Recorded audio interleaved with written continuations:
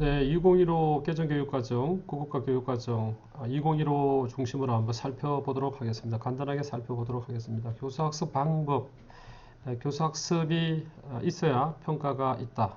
이게 뭐, 그 흐름 자체를 일련의 뭐 과정으로 볼 수도 있지만, 평가가 가지고 있는 아주 근본적인 목적도 한번 생각해 볼 필요가 있습니다. 그래서 그 방향에 대해서 한번 대강을 살펴보자. 그런 입장에서 말씀을 드리겠습니다. 첫째 항목은 교수학습 방향 쪽인데요. 첫째 항목은 늘 강조했지만 성취 기준을 고려해야 되겠죠. 이거 중요한 것이고 일반적인 목표도 있겠지만 성취 기준을 또 우리가 생각하지 않을 수가 없고 그 다음에 구국가 교과 역량을 또 생각해야 되겠죠. 그게 이제 기본이 된다는 내용입니다. 그런 내용을 중심으로 항목이 나와 있습니다. 그렇죠.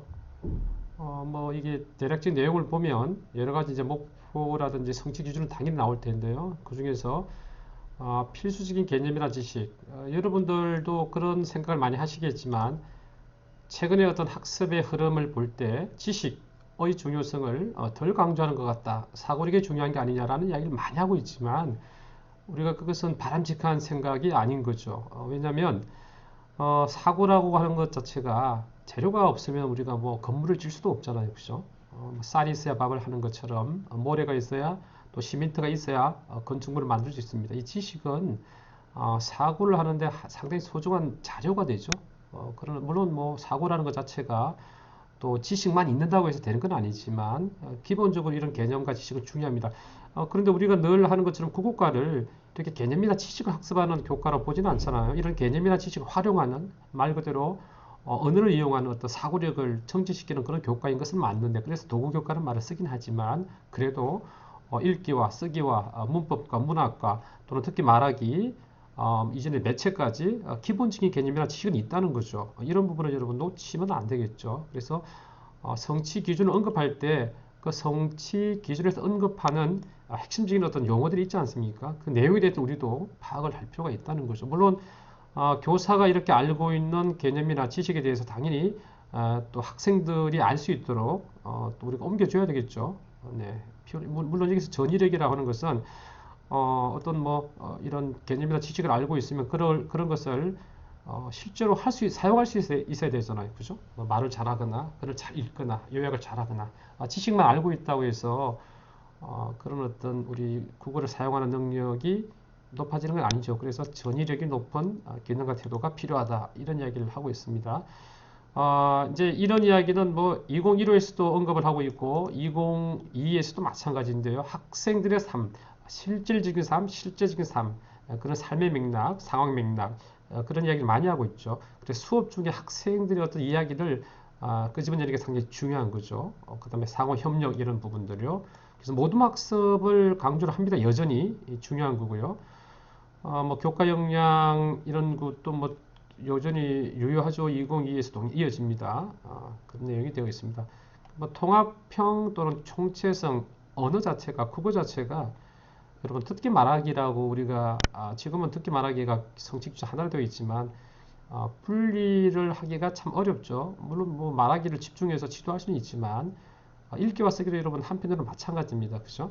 행위 자체는 뭐 분명히 선명하게 거지지만 분별이 되지만 실제로 글을 읽고도 글을 쓰기도 하고 또 글을 쓰기 위해서는 또 읽어야 되는 것이고 여러 가지 어떤 관련성은 다 맺고 있습니다. 그래서 뭐 총체성 이야기를 하고 있고 우리가 뭐 저는 좋아하는 말은 아닙니다. 뭐 그거 교과, 비교과라 말하는데 비교과가 도대체 뭘까? 이런 말을 많이 쓰고 있잖아요. 실질적으로 이런 부분은 뭐 바람직한 거죠. 왜냐하면 교과로 규정되지 않은 그런 활동 우리는 보통 비교과 활동이라고 하죠.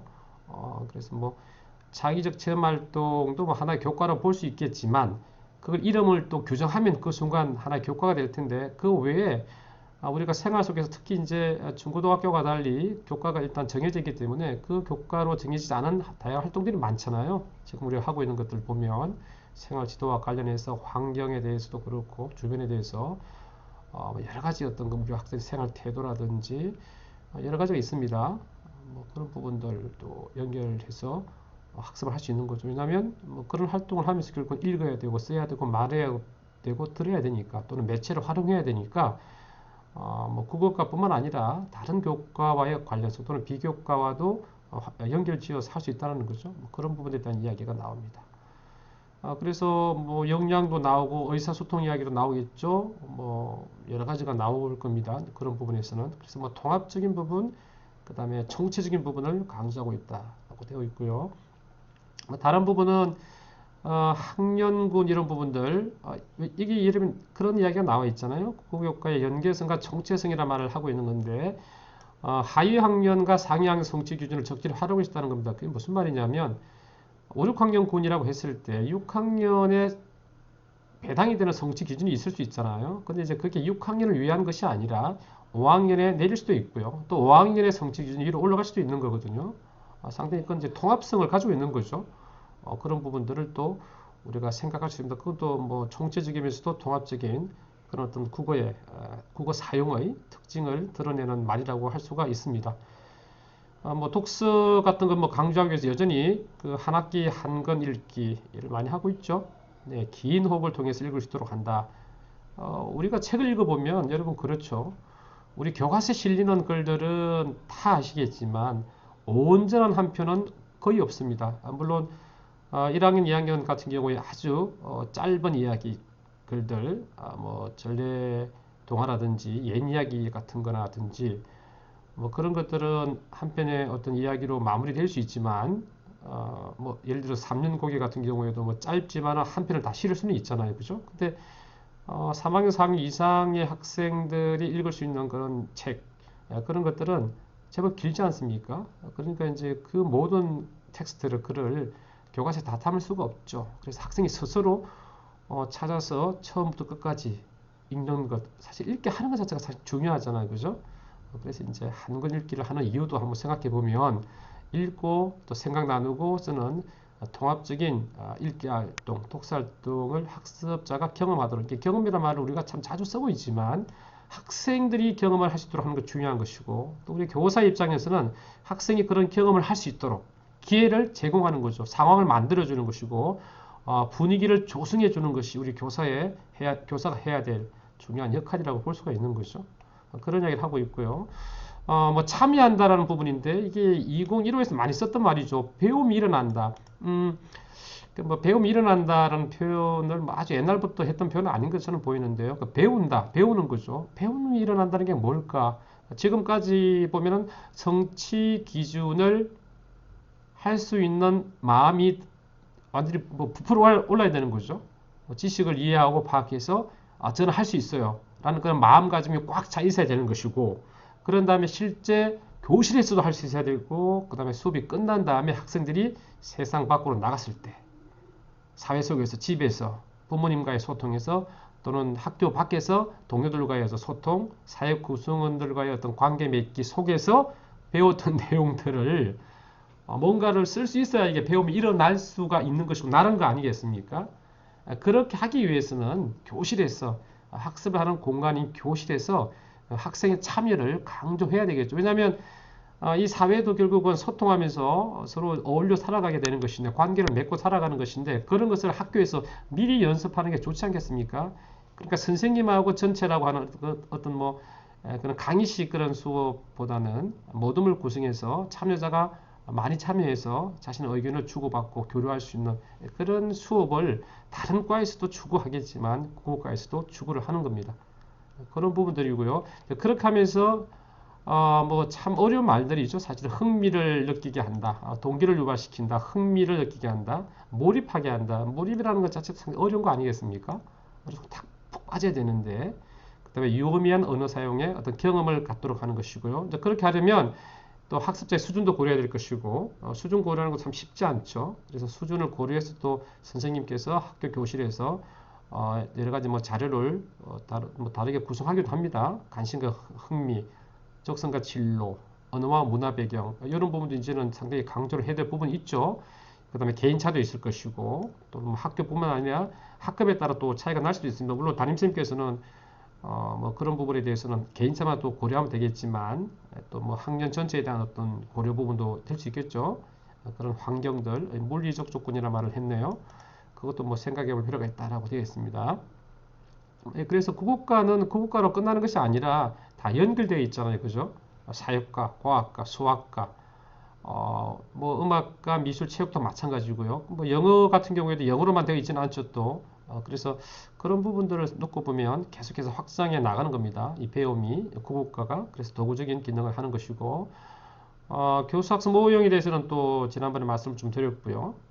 그 다음에 뭐 모든 교과가 그렇겠지만 인성이라고 하는 것은 이거는 교육의 아주 기본적인 어떤 목표이기도 하죠. 우리가 또 교육을 하는 목적이기도 하고 바람직한 인간을 기르는 거죠. 그래서 바람직한 인성을 또 기르도록 하는 게 중요하기 때문에 아마도 모든 교과에서 해당 교과의 지식과 또는 기능과 또는 관련된 태도를 기르기도 하겠지만 마찬가지로 그 교과를 통해서 올바른 인성을 갖춘 인간으로 성장할 수 있도록 지도하는 것, 그 내용을 하고 그래서 이 교과서를 넘기다 보면 인성과 관련되어 있는 그런 텍스트, 글들 그런 자료들을 쉽게 볼 수가 있습니다. 뭐 예를 아주 그냥 기본적인 예를 들면 어떤 뭐 정직하게 한다, 정직, 뭐 배려한다 이런 것들이 될 수 있겠죠. 예를 못 들면 뭐 그런 부분들에 대한 어떤 옛 이야기 또는 최근 이야기 또 뭐 가족 간에 이렇게 서로 또 부모님을 이렇게 또 효도도 뭐 관련이 있겠죠. 그런 것들도 이제 지도를 할 수가 있습니다. 인성 요소는 또 우리가 어떻게 정하냐에 따라 좀 다를 수 있는데 여러 가지 요소를 가지고 지도를 할 수가 있습니다. 오늘은 일단 평가에 조금 초점을 두고 이거 2015라는 점을 좀 생각을 하고요. 이 평가를 보니까 교육과정과 연계한다라고 되어 있습니다. 그렇죠, 여러분. 이 평가라고 하는 것이 평가만 딱 독립적으로 나올 수가 없습니다. 떨어져 나올 수가 없죠. 교육과정이라고 하는 하나의 커다란 어떤 그 시스템이 움직이면서 평가도 함께 움직이게 되는 그런 어떤 체계를 갖고 있다고 볼 수가 있는데요. 그래서 교육과정과 연계하지 않을 수가 없습니다. 평가 내용도 또 교육과정에 기반할 수밖에 없습니다. 그죠? 내용 체계라든지 성취 기준을 바탕으로 이루어지는 것이고, 평가 내용의 뭐 균형이라고 했는데 이 균형이라는 부분은 이제 어떻게 설계하냐에 따라 다릅니다. 왜냐하면 여러분, 우리가 보통 뭐 6차시 이게 일주 단위로 일주일에 6시간이라고 예를 들면 34를 여러분 기준으로 해보십시오. 그죠? 그러면 상당히 많은 수업을 하게 되잖아요. 그 속에서 평가를 언제 할 것인지, 또 뭐 어떤 내용을 가지고 할 것인지, 또는 그 어떤 내용 중에 그 내용은 또 어떤 부분을 전체 국어과를 대표할 수 있는지 그런 고민들이 많이 있잖아요. 그죠? 그래서 이 무엇을 평가할지 이 내용은 상당히 중요한 문제거든요.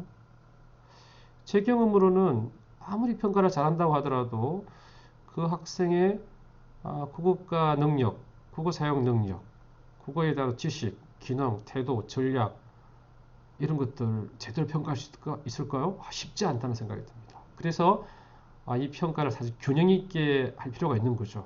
그래서 나오는 이야기가 또 그래서 이제 평가 방법을 또는 평가 도구를 타당하게라는 말은 제대로 평가할 걸 평가하는지를 잘 봐야 되겠죠. 그죠? 타당하지 않은 것을 A를 배웠는데 A-1, A-2가 아니라 B, C와 관련되어 있는 어떤 그런 내용들을 가지고 평가해서는 사실 안 되는 거죠.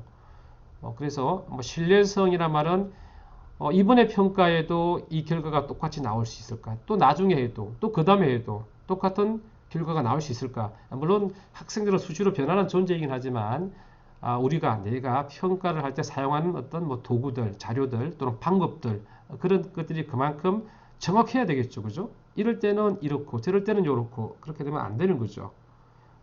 그런 어떤 부분들을 생각하면서 평가를 해야 되는 거죠. 아주 뭐 기본적인 그런 내용들입니다. 그래서 여러분 보면은 국가 교육과정에 있는 목표와 성취 기준을 반영한다고 했잖아요.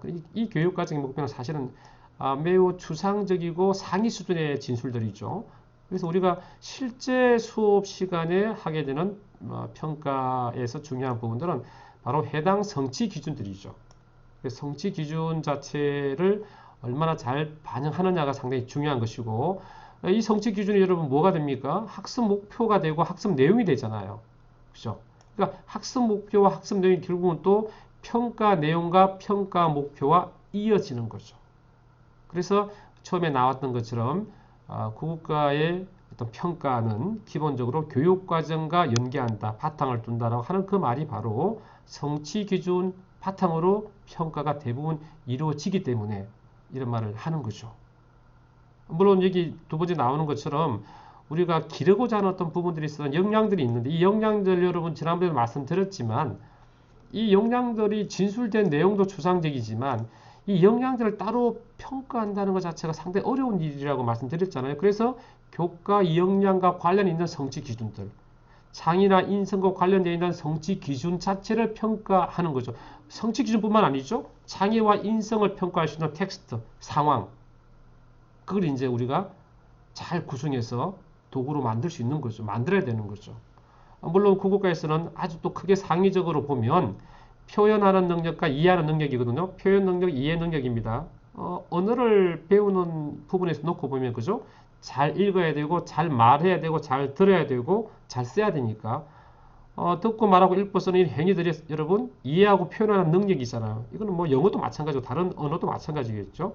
그래서 상위 수준에서 보면 결국은 표현 능력과 이해 능력으로 기결될 것이고 이런 인지적, 행동적, 정리적 요소라는 이 부분은 또 좀 다른 문제인 거죠. 그죠? 이걸 바라보는 방법이 표현과 이해가 아니라 어떤 뭐 사고적인 측면 또는 어떤 감성적, 정서적인 부분들 그런 부분들이고 또는 겉으로 드러나는 것들.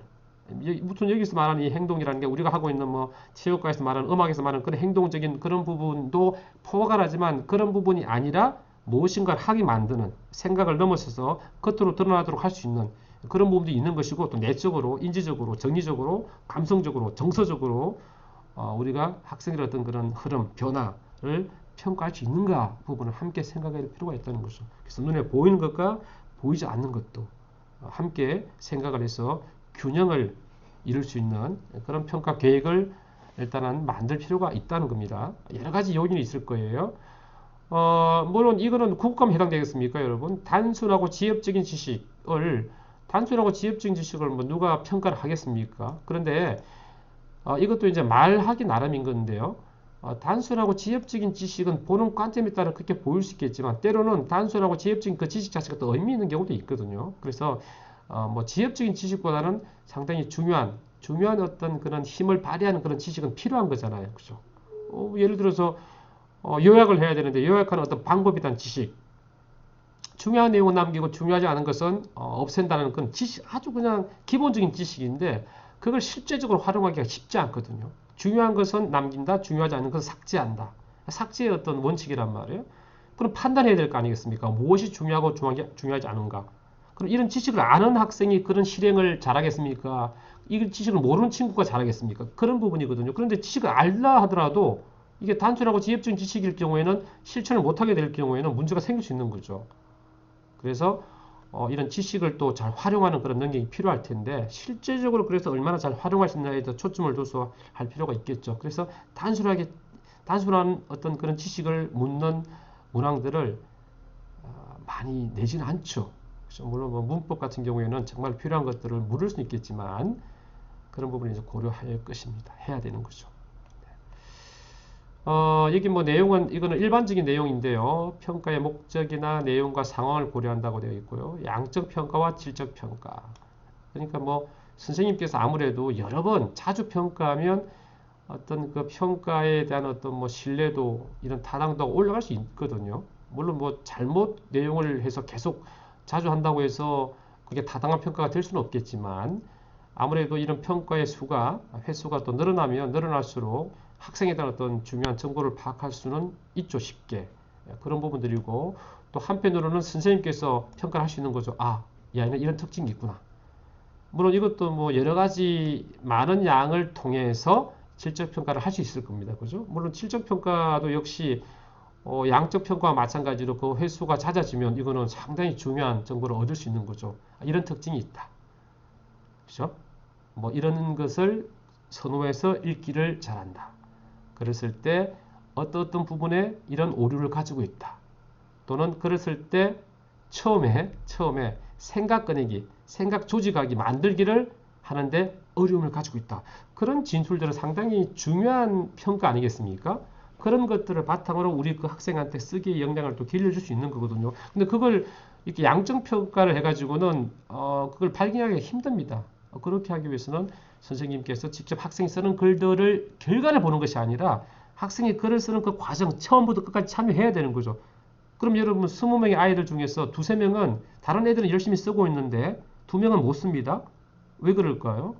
그렇죠. 글쓰기 주제와 관련되어 있는 글감과 관련되어 있는 그 상황에 관련되어 있는 자신의 경험과의 연결을 못 시키는 거거든요. 그런 친구에 대해서는 특별하게 어떤 메모가 필요한 거죠. 그래서 그런 경우에는 그 과정 속에서 직접 선생님이 지켜보면서 그런 결과에 대한 또는 과정에 대한 평가를 의미 있게 진술할 수 있잖아요. 질적 평가가 될 수 있는 거죠. 여러 가지 우리가 뭐 시험 봐가지고 100점이다 이런 부분은 양적 평가가 될 수 있겠지만, 자, 형식 평가, 비형식 평가, 뭐 공식적으로 우리가 절차를 정해서 이렇게 하겠다라고 요즘에는 평가 자체가 공개가 되고 안내가 되고 미리 예고가 되기 때문에 상당히 형식을 갖추고 있죠, 그죠? 그리고 뭐 교실에서도 마찬가지 아니겠습니까? 선생님께서 수업을 하실 때 이런 절차를 갖추게 됩니다. 물론 뭐 교내에서는 당연히 이런 결제를 통해서 하게 될 것이고 그런 모든 것들이 형식을 통해서 이루어지는데 또 그렇지 않은 경우도 있죠. 선생님이 수업 시간 아닌 경우도 할 수도 있고, 그 다음에 수업이지만 선생님이 그런 어떤 평가의 절차를 가지지 않고 선생님께서 이렇게 수업하면서 보고 듣고 느끼고 하는 어떤 그런 것들을 가지고 할 수 있습니다. 여러 가지 방식으로, 그죠? 그냥 이렇게 육감적으로 할 수도 있겠죠. 예, 그렇게 이제 비형식적인 부분도 있다라고 하는 것이고, 간접평가는 이것도 뭐 보기에 따라서 다르겠지만 간접평가라고 하는 것은 뭐 예를 들면은 학생이 학생을 평가할 수도 있어요. 그죠? 네. 직접 평가는 우리가 직접 할 수 있는 것이고, 또는 뭐 어떤 능력을 쓰기 능력을 평가를 글을 직접 쓰게 할 수도 있겠지만 쓰는 게 아니라 또 다른 방식으로 평가할 수도 있겠죠, 그죠? 어떤 뭐 그런 부분들. 그래서 직접 하느냐, 간접적으로 하느냐, 이것도 뭐 이제 생각하기에 따라서 다양하게 이제 우리가 할 수 있습니다. 과정과 결과 평가. 이거는 여러분들 참 많이 강조했던 것인데요. 과정 평가로 하는 게 무엇인가를 하는데 처음부터 끝까지 어떤 그런 수행을 해야 되잖아요, 그죠? 그래서 우리는 이거 써라, 그리고 쓴 다음에 그 결과물, 학생이 쓴 그 글들, 그걸 보고 이제 평가를 하는 경우가 많은데, 그렇게 쓴 글만 보게 되면은 결과 중심의 평가가 되겠죠. 근데 그게 아니라 글을 쓰기 전에 어떤 과정과 절차를 거치는지 이걸 함께 보는 거죠. 근데 이제 이 쓰기라고 하는 것 자체를 여러분 이미 결과가 나온 그 글 자체를 중요하게 생각하는 그런 경향들이 강하지 않습니까? 그런 경향을 벗어나지 못하면 결과 중심의 평가에만 집중하게 될 수밖에 없는 거죠. 그런 부분들을 함께 생각한다 그러면 과정평가와 결과평가를 함께 적절하게 할 필요가 있는 거죠. 지필평가와 수행평가는 뭐 지필평가는 말 그대로 그냥 쓰는 거죠. 쓰는 것들. 또는 요즘에는 뭐 이렇게 번호로 부를 수도 있겠죠. 그죠? 물론 뭐 말할 수도 있겠지만, 그래서 뭐 사지 쓴다라든지 이렇게 짧게 단답형이나, 물론 서술형도 지필평가 될 수 있습니다. 어떤 경우에 수행평가라고 말을 하면 또 지필평가가 다른 것처럼 보이지만 수행평가는 이전 용어의 개념대로라면 학생이 무언가를 하도록 하는 거예요. 무언가를 하게 하는 거죠. 근데 지필평가 자체는 지필평가도 뭔가를 펜으로 하는 거잖아요. 그렇죠. 연필로 쓰지만 연필로 쓰는 것을 넘어서서 하도록 하는 거죠. 이를테면 우리가 체육과에서 배드민턴 치는 방법에 대해서 지필평가도 필요하잖아요. 그죠? 글로 쓰게 한다든지 어떻게 하면 효율적으로 배드민턴 셔틀콕을 상대방 네트 쪽으로 넣을 것인가. 그러면 이런 게 필요할 거 아니겠습니까? 그죠? 이런 위치, 자세 그런 것들 그걸 이제 평가할 수 있을 텐데 그게 아니라 직접 하게 해보는 거죠.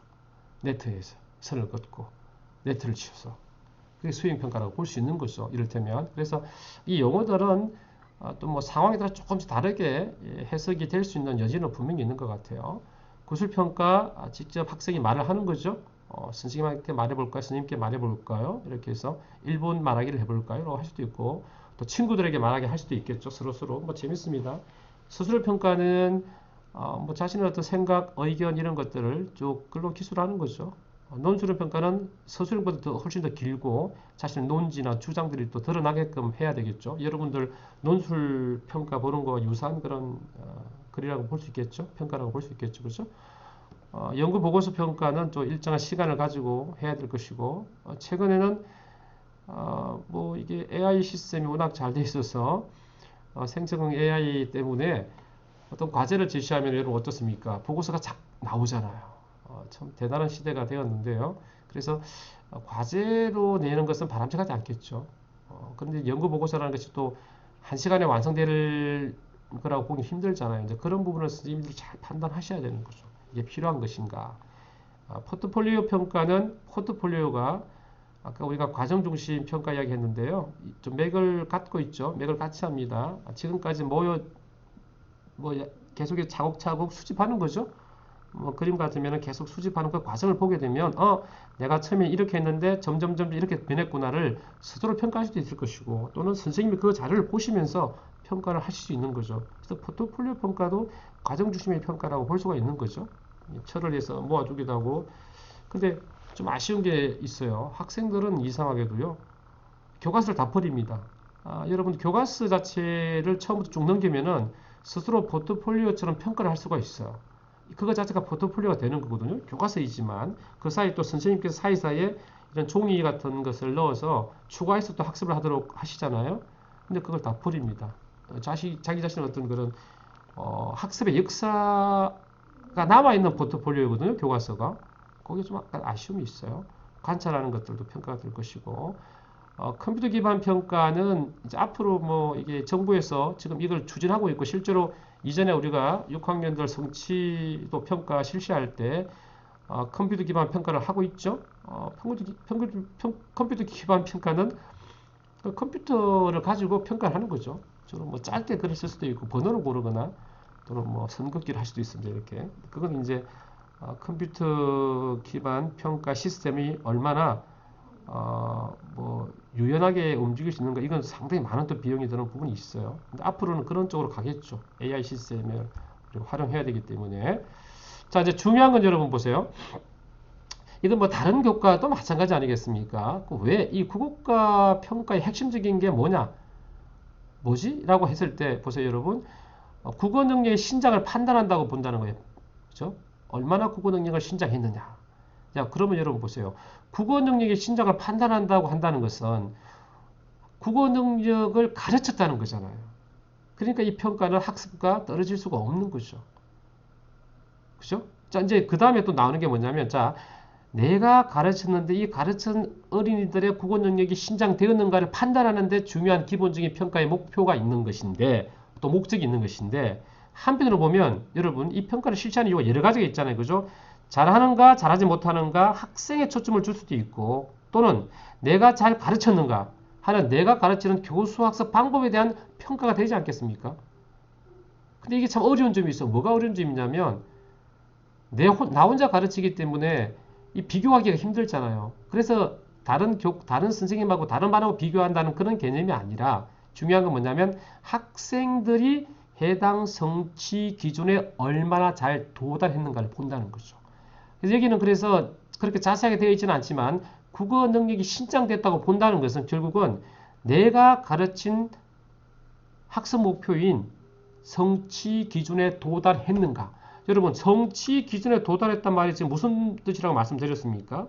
성취 기준, 즉 배워야 될 그 내용을 할 수 있는가. 지금도 나중에도 또는 할 수 있을 거라고 기대하는가.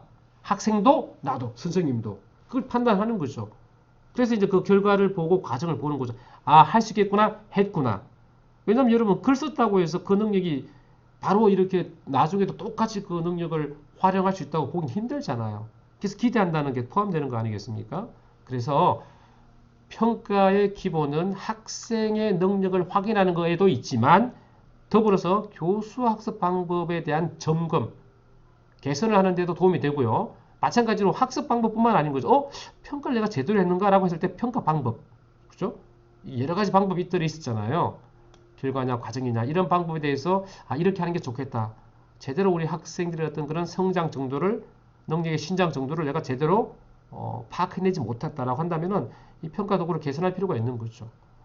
그 다음에 이제 과정과 결과를 균형 있게 평가하는 것 자체가 의미가 있는 것이고 그런 내용으로 되어 있습니다, 여러분. 뭐 과정은 다 이제 고려하는 거죠. 수준, 관심, 흥미, 적성, 기류를 고려하는 것이고 과정 중심을 함께 평가하는 것이고 여기도 보니까요, 여러분, 그죠?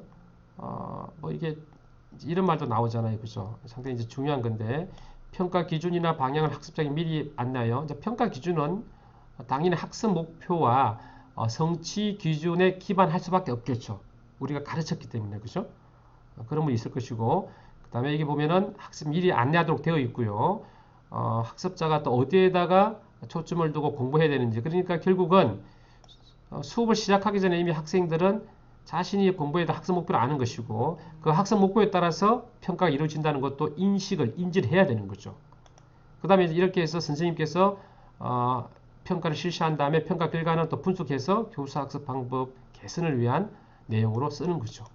이 말씀드린 것처럼 그 다음에 자기 평가 스스로 할 수도 있고 학생들끼리 상호 평가를 할 수 있겠죠. 물론 뭐 당연히 교사 평가는 필요할 것이고 그래서 목적과 상황이나 내용에 따라서 달라질 수가 있다라고 하는 겁니다. 자, 그 다음에 이제 마지막 부분인데요. 중요한 건데요. 뭐 마지막이라기보다는 상당히 중요한 건데 이것도 일단은 국어 능력 정도, 국어 능력의 신장 또는 발달의 정도를 판단하는 거죠. 하는데 크게 보면 이거 자체가 교육 활동을 개선하는 데 도움이 되지 않겠습니까? 그죠? 전체적으로 보면 내가 하는 것이니까 학생과 함께 하는 것인가 그래서 활용하는 것이 되는 거죠.